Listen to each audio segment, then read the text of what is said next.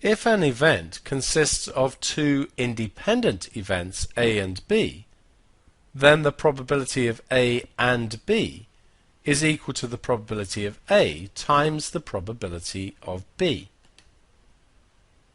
A fair cubical die is rolled and a coin tossed.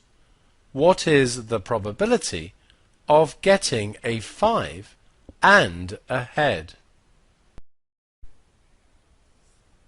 What we're talking about here is getting a 5 on a die and a head on a coin. These are clearly independent events. Getting a head on the coin cannot affect whether or not we get a 5 on the die.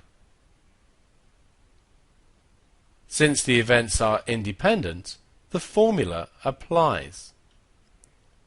The probability of getting a 5 and a head is going to be equal to the probability of getting a 5 when we roll the die times the probability of getting a head when we toss the coin.